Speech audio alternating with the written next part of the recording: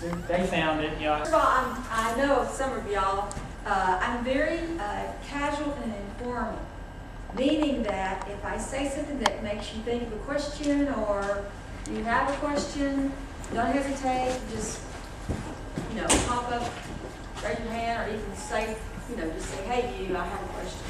So I want you to be able to do that.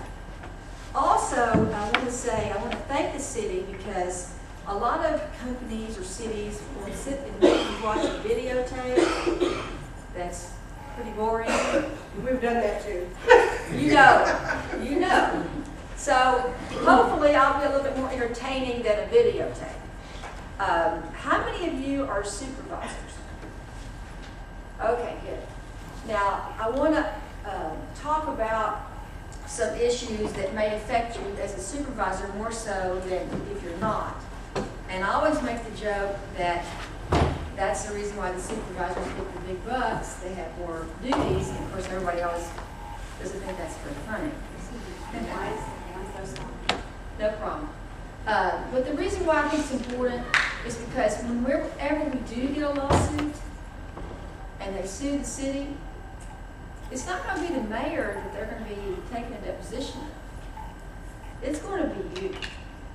Because you're the one that's on the front line.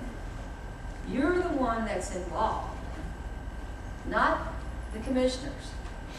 So I think it's just important that you have the opportunity to have some training in case there is a situation. Because a lot of you may have never had any kind of guidance. In every type of business, your biggest issue is always going to be people. And that's part of the reason why I guess I have a job, because that's what I specialize in. But it doesn't matter. I was at a shipyard yesterday doing the same thing I'm doing now. And it doesn't matter if you're building a ship, running a city, whatever you're doing, you're going to have issues working with other people, because that's human nature. So what happens and how do people get sued, and what do we do to try to not get sued? Everybody nowadays knows about discrimination. People are, aware of it. It's an ever-changing situation, and part of that is because of the way our legal system works. Our legal system evolves. We evolve over time. So that there are things now that are illegal that used to not be.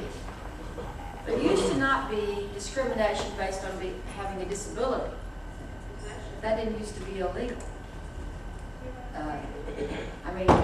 I remember back when I was on crutches, if somebody called me a crip, that was too bad. That's the way it is. That's not true anymore. So we have to have these changes. Really, we all know that discrimination has to be based on what we call a protected category, one of which is a male or a female. Well, that pretty much covers everything. We don't have discrimination based on having a Dotson versus a lab, but maybe in the future we will. But it's you have your male and female. One of the most common, I guess, is the racial. Can't treat people differently because of their race. And then over the years, we've added, we have religion.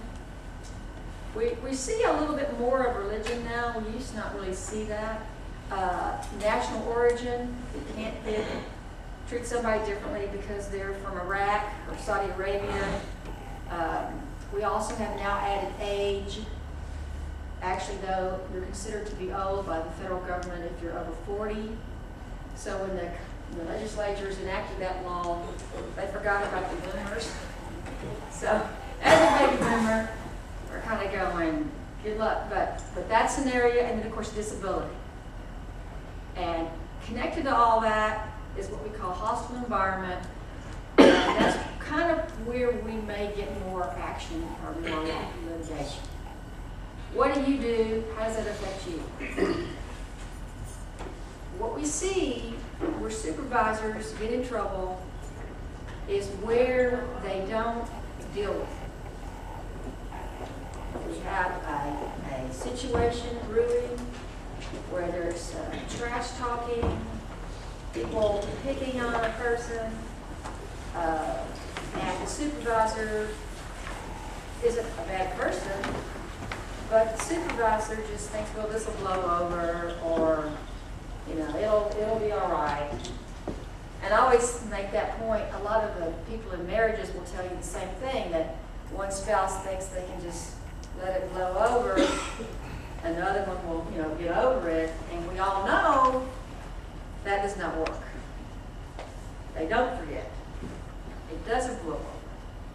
So I'll give you an example of a situation where it was another city, not this city, and it was the road and bridge, the street, where they do the street repair. And they had a crew that was African American. They had worked together forever. They grew up together. They came from the same neighborhood. So they had been friends for many, many years, very tight. So the department hires a new worker. This worker was white. He was, I don't know what word to use, they're kind of dorky. He didn't quite, fit in with the group. And he really probably shouldn't have been hired, but he was hired. So he was trying to buddy up with the crew. They didn't have anything, they didn't want to have anything to do with it. And anyway, long story short, he realizes he's going to get fired. So what does he do? And that we see this a lot. He runs to the EEOC. The EEOC is the Equal Employment Opportunity Commission. It's a federal agency. And he goes and runs into them and says, I'm having to work in an environment where I have to hear the N-word. Now, the crew had been calling each other the N-word. And when I interviewed them, they were mad. How dare that guy? How dare he? He wasn't part of our conversation. We weren't talking to him. What the hell was he doing eavesdropping on us? We've been calling each other this since we were little children. They were mad. But that doesn't matter. It doesn't matter. It's not acceptable in the workplace, even if they didn't care. And it's an interesting, I like to share this because you don't have to be the African American complaining. This was a white guy. But he knew it was wrong. And the supervisor was very aware. And he kind of didn't think anything of it because they were all, buds and friends, and they weren't using it in a even though it's a terrible word, they didn't feel like they were using it in a critical way. That's just what they were doing. But the supervisor knew. And you can't win that. You cannot win that. And it ended up being a financial settlement. And of course, when that kind of thing happens, the supervisor doesn't look very good. The mayor's not very happy with the situation. So one of the things you have to do and remember as a supervisor is you're the parent. And when the kids, the other employees, and I don't mean this detrimentally, I mean it positively, when they start acting up, cutting up, doing and saying things, you have to say something and do something. The worst thing you can do is do nothing. That right there. There is no rule book that you open up and says, okay, when this person says this, we must do that. There isn't. But what there is you've got to do something. Because if you don't do anything, you look horrible. I mean, can you imagine this supervisor being on the witness stand or being his deposition taken and going, okay, you're aware that your people are talking like this? You think that's okay? Well, they didn't mind. How do you know? What if somebody walks up and hears this? This is this is acceptable language for you? You think this is okay? You think this is right? You know, you can see what I'm saying. You can be made to look horrible. So the message is, if you don't remember anything else I say, that's the most important message to remember. You're fortunate that you have an HR department. That's good. Some places don't have that. If you have a situation brewing or a situation that could be an issue, I always say, get the ball out of your court. Throw the ball over there. Because then you have protection that you have asked for help. And we see that. I've seen that here. I've seen that here. Where a supervisor, well-meaning, thought he was doing okay. He basically called in the workers. They were doing trash talking. They were giving somebody a hard time, referring to a disability. And he thought he was doing the right thing. He called them all in and said, this is, against our policies. Don't talk like this. Handed them all the policy. And guess what they did? They went right back to it. Right back to it. And he knew it. He knew it. So that equals condoning it. That equals saying, I think it's okay to give somebody a hard time. Never called HR. Never got, support. And I just don't understand why people don't do that. I think people don't realize they can do that. I don't think people realize sometimes they can reach out and get some backup. Because then you can say, HR got involved, or you're not out there by yourself.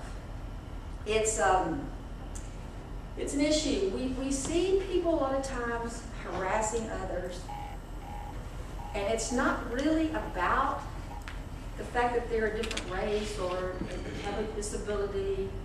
It's because they don't get along or they're not doing their job. One particular incident, an all-male crew, a typical male job. They hired a woman into the job, which of course is proper, but she really wasn't capable of doing the job.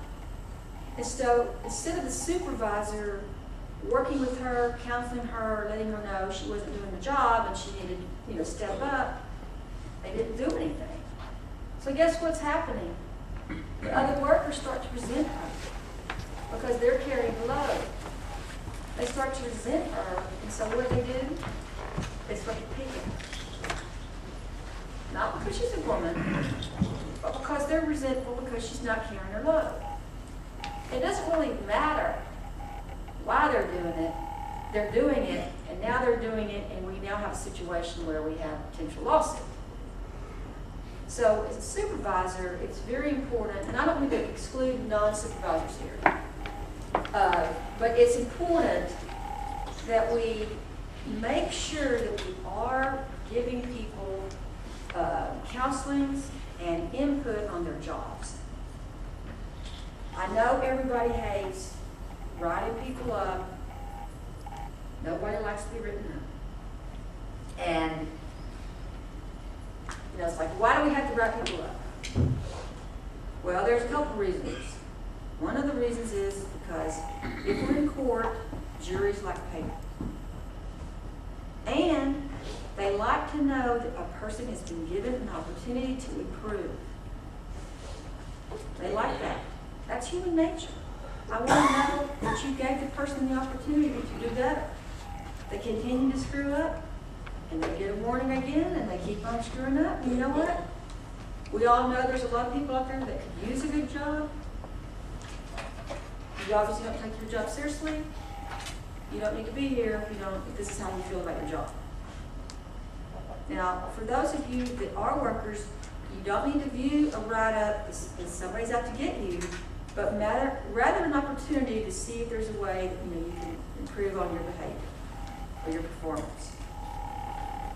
It's human nature to not think that you have an issue with your work performance. So all of a sudden, if I get let go and everybody else is the male, and a lot of human nature is, it must be because I'm a woman, which of course is BS. I'm the speaker, so I can use BS, but you can't. No, instead, if I had been given up and given guidance, then in the back of my mind, I can think what I want, but the truth is I know I didn't do what I needed to do. Discrimination comes from unequal